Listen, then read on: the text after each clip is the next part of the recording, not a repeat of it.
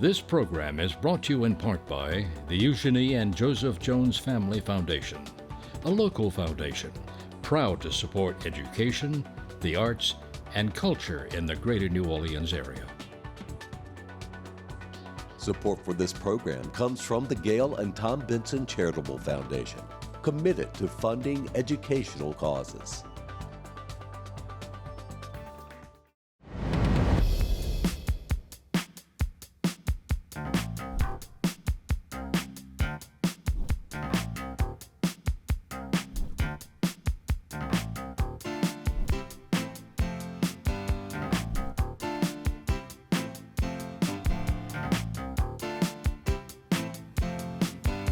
Hello, I'm Marcia Kavanaugh. Thanks so much for joining us. Well, Mayor LaToya Cantrell apparently will not be traveling much in the near future now that her passport has been surrendered and local destinations limited during an arraignment hearing. She could use the time home to prepare for her trial, for which she has pled not guilty to all charges. Elsewhere, there is a new deal in the works to embellish and secure the Superdome, just as the home teams that play within it begin a new season. We'll look at these stories as well as a possible settlement plan in the archdiocese sex abuse bankruptcy case and the latest in the New Orleans city elections. Joining us are tonight's Informed Sources, Errol Laborde, producer of Informed Sources, Jeff Duncan, sports columnist, the Times-Picayune, the New Orleans Advocate, and also sports analyst, WVUE-TV Channel 8. LeBron Joseph, news anchor, WGNO-TV Channel 26. And we are going to stick with LeBron because the mayor of the city of New Orleans in federal court this week, and then also Jeffrey Vappie, also in federal court. Both arraigned this week. Now, Vappie, to start with him, was initially indicted right after he retired. This is a new indictment, of course, the indictment that's been in the news where they both share a number of the same charges, Mayor Cantrell as well as Jeffrey Vappie, conspiracy, wire fraud, conspiracy to obstruct justice, making false statements, and false statements before a grand jury. And it has been an interesting week. As you stated, the mayor pleaded not guilty to any of the charges. The attorney says that this will not prevent her from doing any of the mayoral duties, if you will. Eddie Castaigne, her attorney, stating that. But what she's facing is pretty hefty, on count 1, 5 years, up to 5 years. On several of the counts, 3, 4, 6, 8, 9, 11, and 14, and 16, up to 20 years, which are big sentences that she's facing. 17 and 18 up to 5 years, a $250,000 fine, 3 years supervised release after any prison term, and a $100 special assessment fee. Now, she was released without having to post a bail, so to speak, to pay a bail. Judge Roby did, but also released under court supervision, has to surrender a passport. As you mentioned, no international travel without court approval, restricted to travel within the Eastern District of Louisiana, and no contact with co-defendant, which is interesting in this case, the witnesses either, and this does not prevent her counsel from having contact, of course. Now, there's no bond, so she is back in City Hall doing city work. Hall, yeah, and not necessarily, since the indictment, she's pretty much been shielded from the media, of course, screaming questions at her and things like that. So she's certainly not going to address any of that.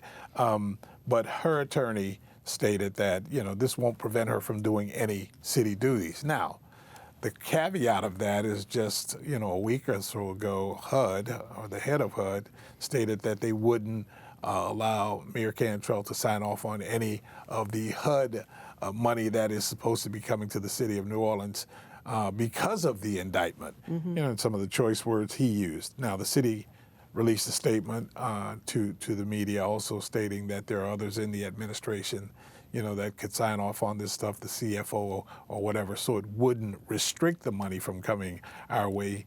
But in fact, the mayor is not able to do that. That is all that pretty much we heard from Eddie Castaigne, the mayor's attorney. Yeah. Jeffrey Vappie was in court being arraigned today, his attorneys had a number more more entertaining things to say, if you will.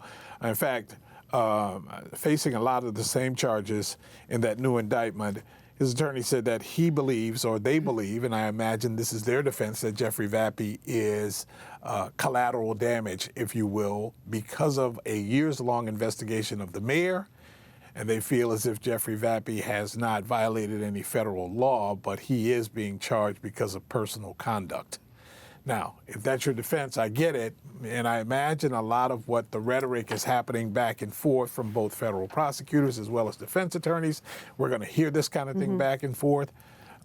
Whether or not that's going to be the brass tacks once they really get down, and many of these cases, 98% of them don't go to trial, 2% do, which means that there'll probably be a deal cut at some point. As for the mayor, the pretrial conference is scheduled for October 13th. Her trial is actually scheduled for November 17th, but no one sees a trial happening that quickly.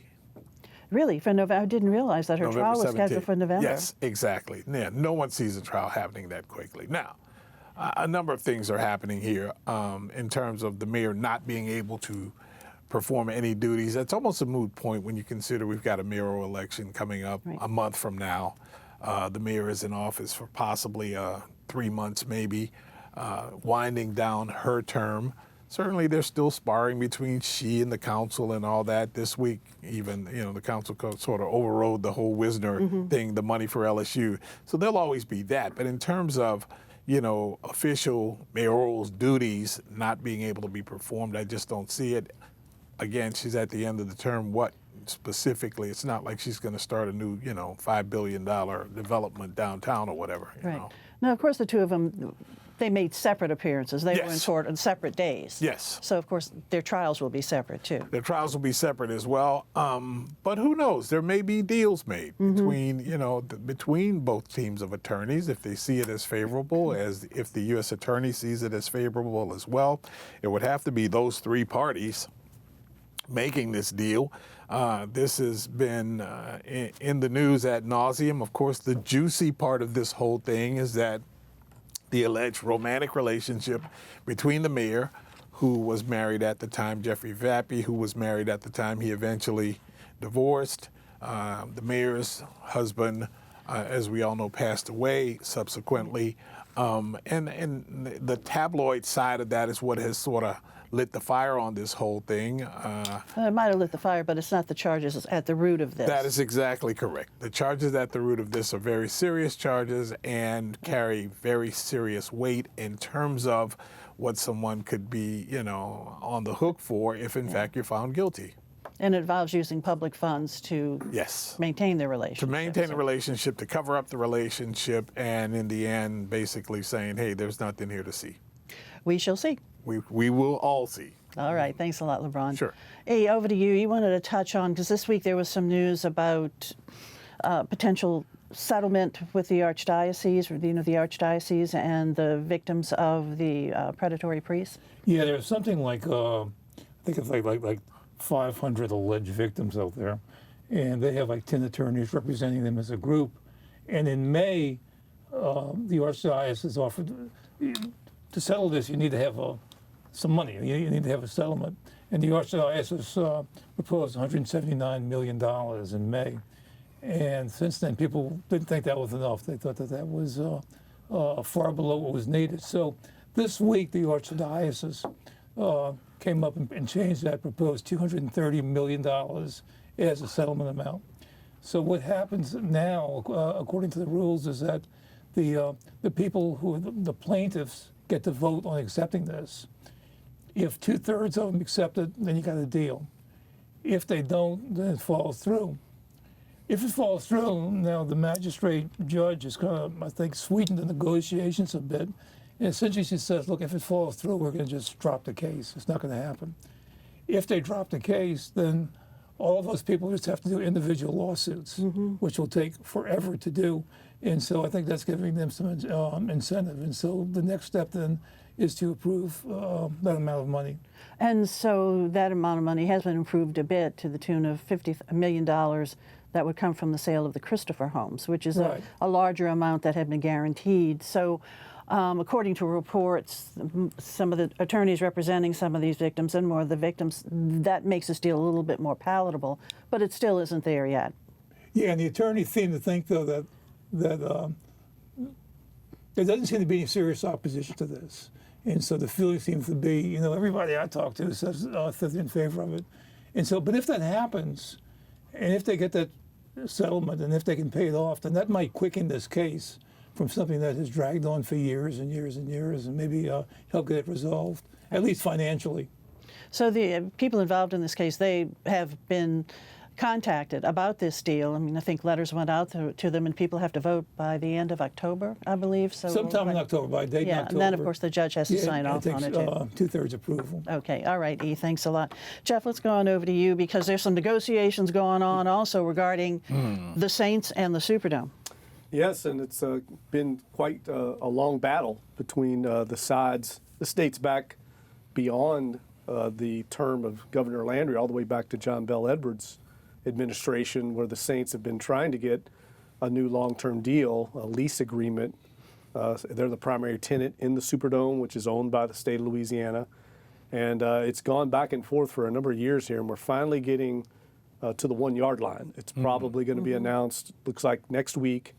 They're crossing the T's and dotting the I's on what is essentially a 10-year lease extension that will take this team through 2035, and then 4 or 5-year options at the end of that. So essentially a 30-year deal to keep the team here long term, which is obviously what everybody wants. But what's complicated the negotiations are a couple of things. One, we have a 50-year-old Superdome. So we don't have a new stadium here. It's been renovated to the tune of $500 million.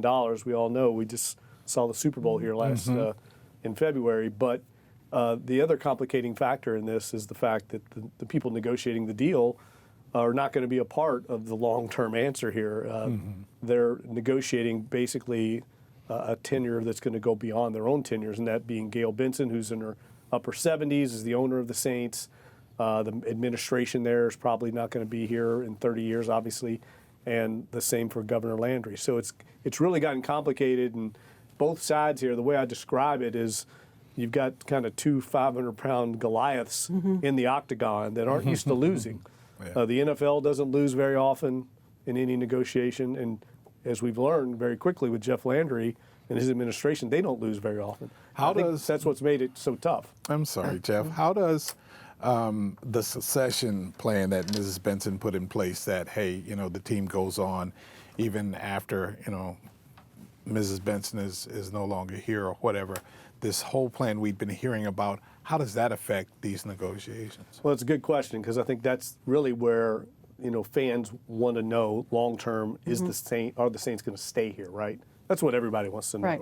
And this deal technically, legally, only binds them for another 10 years through 2035.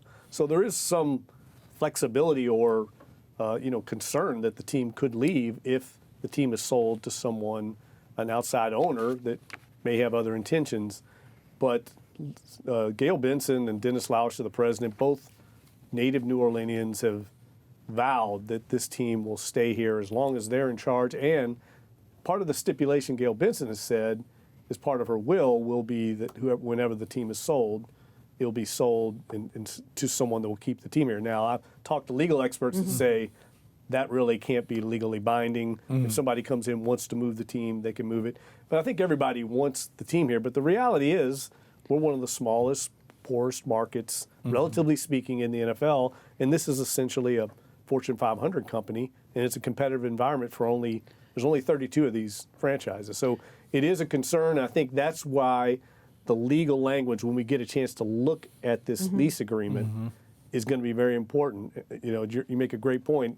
What does the language say to try and keep the team here? There will be a penalty of up to 9 figures. We've heard $250 million that someone would have to pay to move this team if they wanted to do it. But that's kind of chump change in the grand scheme of things when you're talking multi-billion dollars. And most often, the municipality,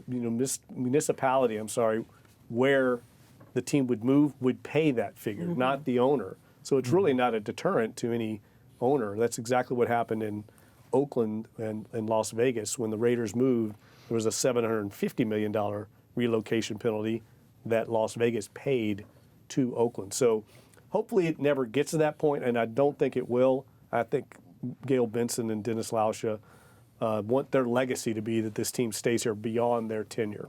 So these new negotiations, they're just trying to firm up the fact that the Saints would be here?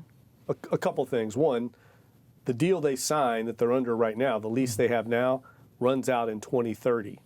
It was just triggered another 5 years in 2025, right before the Super Bowl was played, to get them a little more breathing room. But there is a date next week, September 17th, where the NFL is going to meet to discuss future Super Bowls. And to be eligible to have a Super Bowl, and we are angling here in New Orleans for the 2031 Super Bowl, we can't. The NFL will not put a game in a market without a long-term lease. Obviously, the team could move, and they would have a Super Bowl in a market where there's not an NFL team. That's not going to happen. So that's really the deadline that's forcing this deal to get done, and it's probably good for everybody because it's been dragging on, and I think it would drag on for years on if this date were not in there. And 2031 is a pretty quick turnaround for us. Yeah, That's 6 years to get another Super Bowl when lately it's been 12-year interims. So that's a good thing if we can also get a Super Bowl here. So the negotiations are going on between the Saints and the state? Correct. Is the NFL involved at all? Oh, heavily. Yeah. Something of this magnitude and something as important, that's really the main reason why this deal probably isn't as ironclad and is a little more precarious than anybody would want, because the NFL wants flexibility for the next owner.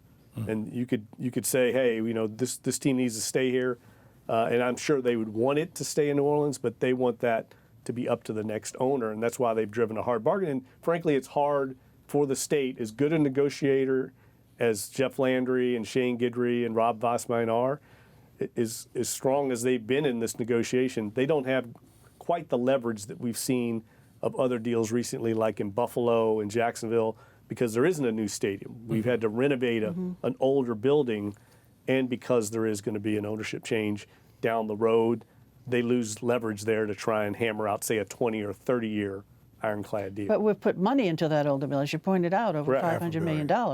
Yeah, and most of it coming for state taxpayers, over $300 million of it. So I think we've put our money where our mouth is, right? Yeah, so, and I don't think we have to be worried about that. I've said this before. I had an NFL executive tell me once that they have a map in the Park Avenue offices of the NFL with a light in every market in the NFL on it, on the map. And he said if you took that light out of New Orleans, you'd have no NFL team from Houston and Dallas to Atlanta. And he said that is the most passionate football fan base in the country. Yeah. It's basically the SEC West.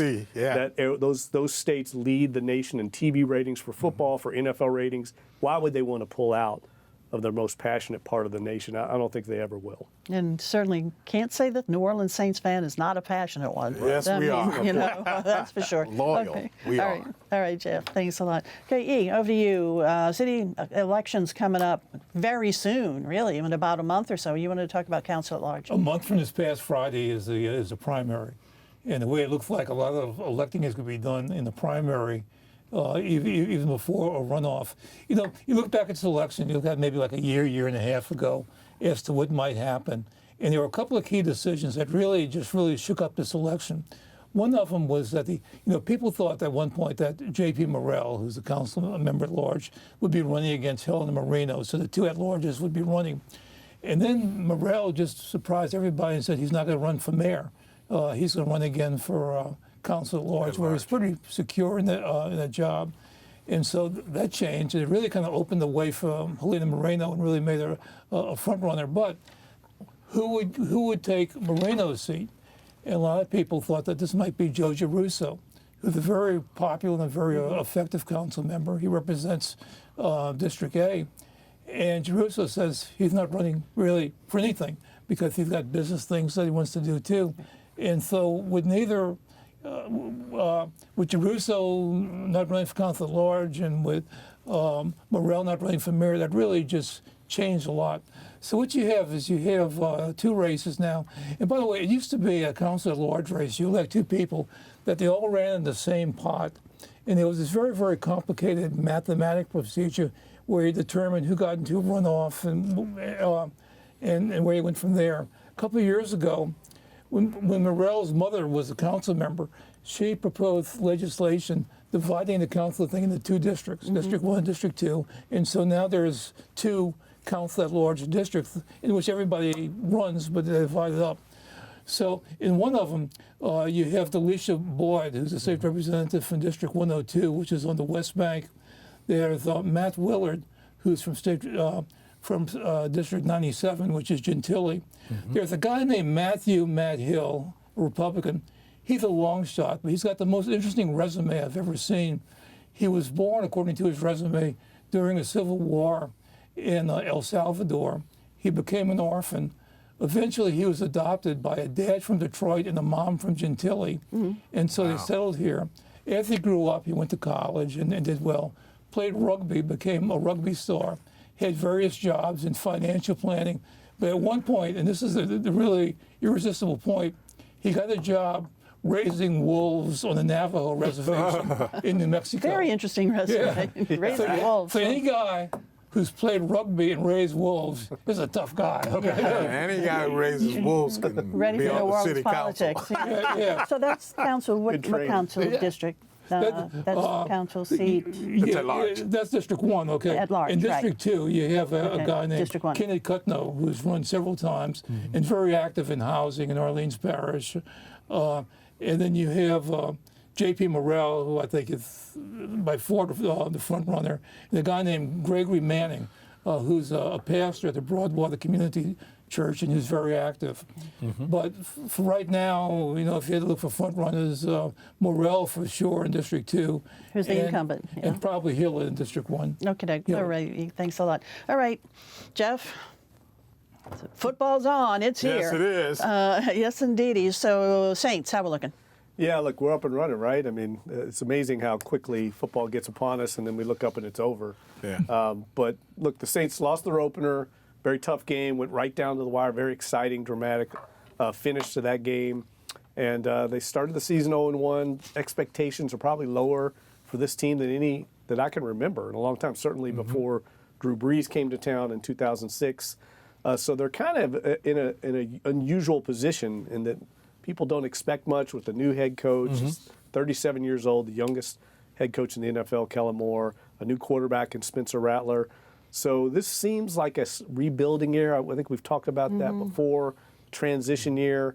So I think any wins they get right now at this point will be almost exceeding some expectations because the roster's aged in certain areas. They don't have a lot of great depth, but they are competitive. And I think if they can stay healthy, and that's become an issue already, where they've had some key injuries, but if they can stay healthy in their starting lineups, I think they can be competitive and surprise some people. I don't know if the playoffs are part of their ceiling, but they're in a very competitive division that I think they could win if they were to get around 500. This weekend, I'd like to see us get lucky. You got San Francisco without their quarterback, without George Kittle as a tight end. We might pull one off here, Jeff. I agree with you. I picked them in the Times-Picayune this week. Could be the kiss of death. I don't know. But I like their chances. I like the way this team's playing, and they bought into Kellen Moore and his staff. There's a lot of enthusiasm there. So But the national press doesn't seem to have much confidence in the Saints. They're all picking to be last. Right. I know. The analysts, longtime observers certainly are down. That's what I was getting at with the low expectations right now. Because they're kind of a team in transition away from the veteran core that they had here for years, and they're moving on to some younger players, and that often comes with some growing pains. Errol, we got them right where we want them, Yeah, don't believe in us. We're going to surprise everybody. So what do you think of Spencer Rattler?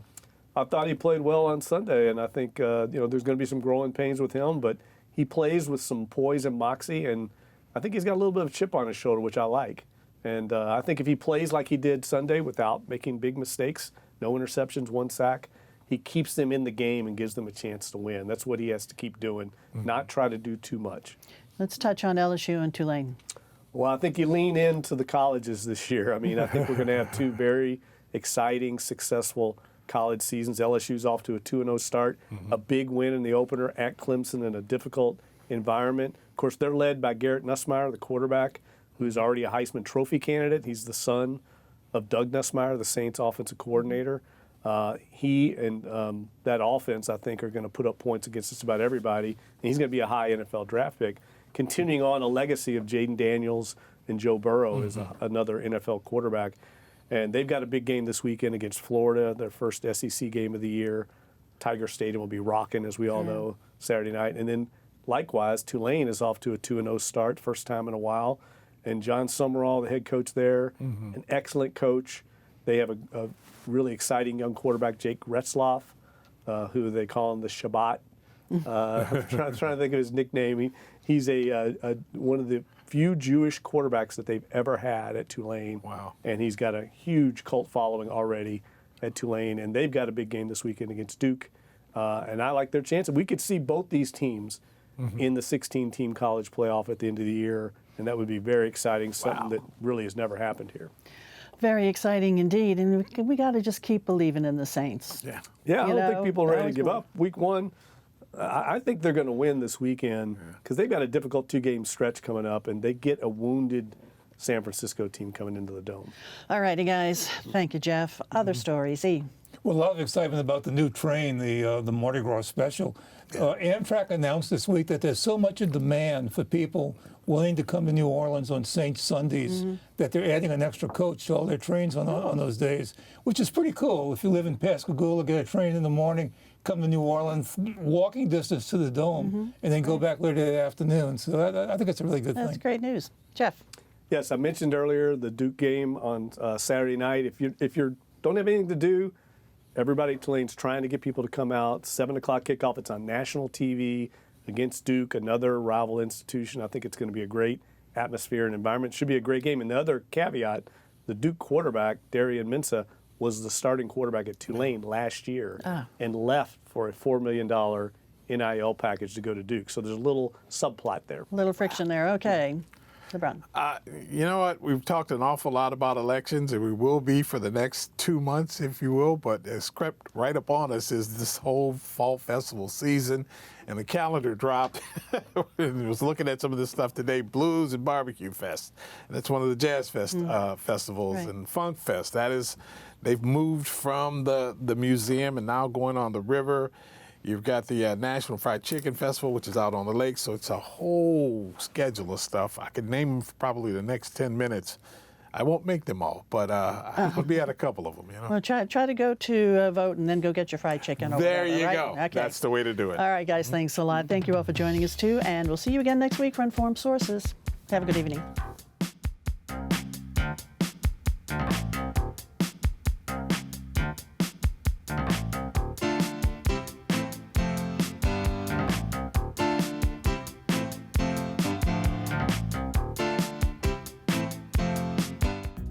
Support for this program comes from the Gail and Tom Benson Charitable Foundation, committed to funding educational causes.